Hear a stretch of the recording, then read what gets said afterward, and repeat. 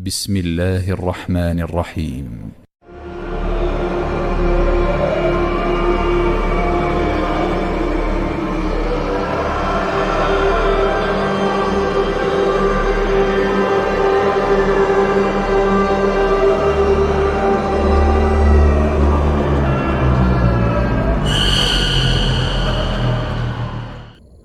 Di tempat inilah saya akan mengongsikan cerita seram pada malam ini.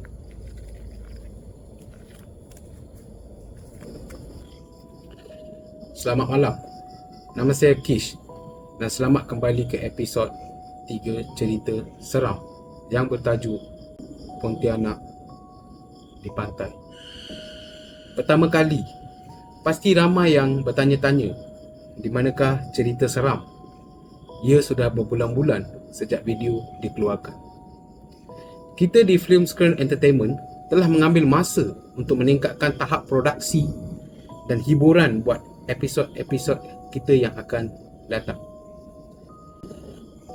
Dalam episod ini, anda akan dapat melihat sebuah peralatan yang digunakan dalam sesi-sesi mencari hantu.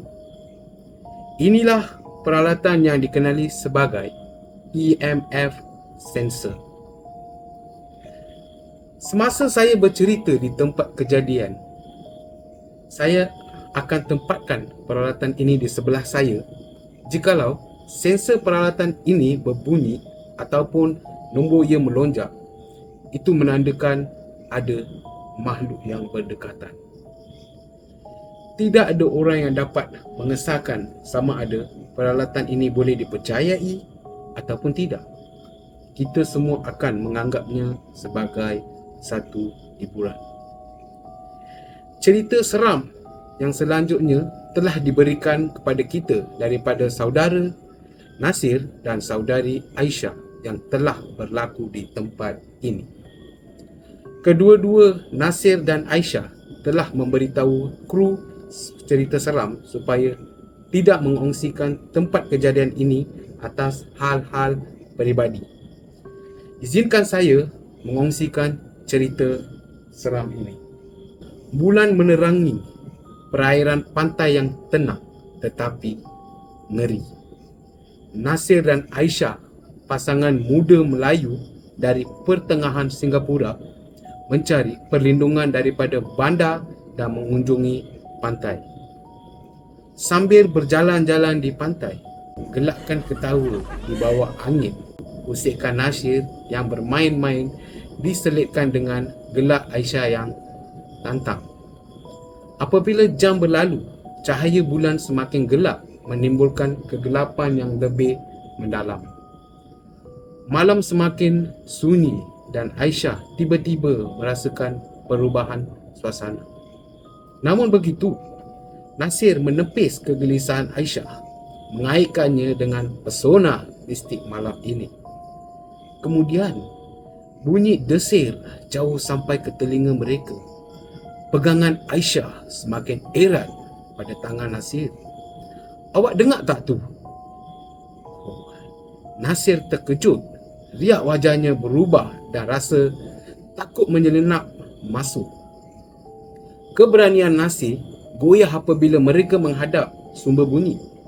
Muncul dari semak adalah sosok seorang wanita berpakaian putih dan rambut hitamnya mengalir seperti air.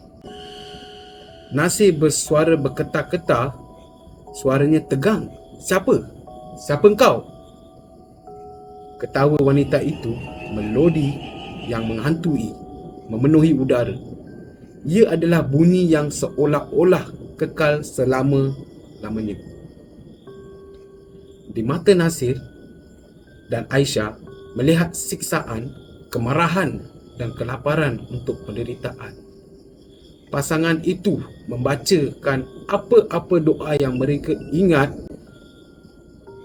Percubaan terdesak apabila melindungi diri mereka daripada kuasa jahat ini. Wanita itu tersengih mengancam, mengejek tentangan lemah mereka. Sambil berlari sepantas mungkin dari pantai sambil membaca doa dalam hati. Pontianak itu mengejar kehadirannya tidak berhenti-henti. Tidak lama kemudian, sampai di sebuah kedai kopi yang penuh dengan orang. Selepas mengantar Aisyah pulang, Nasir menyangka mereka telah melarikan diri dari Pontianak itu. Dia merasa lega. Tetapi ketika dia melangkah ke lift HDB, angin sepoi-sepoi menyapu lehernya. Sementara itu, Aisyah percaya dia selamat di rumahnya. Namun, apabila malam tiba, pemandangan Pontianak menghantui mimpinya. Mimpi ngeri berputar dalam tidurnya.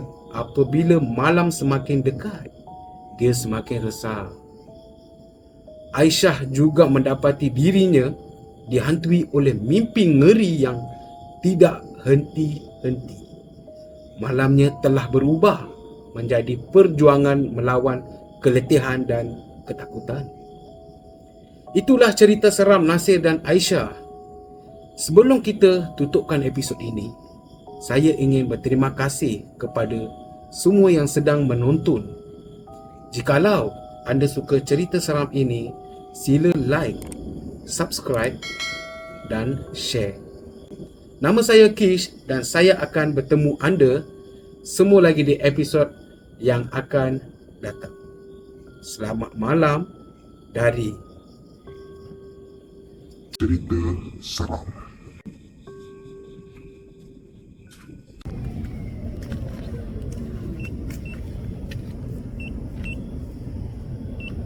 kita minta maaf, kita hanya rakaman saja, kita minta maaf.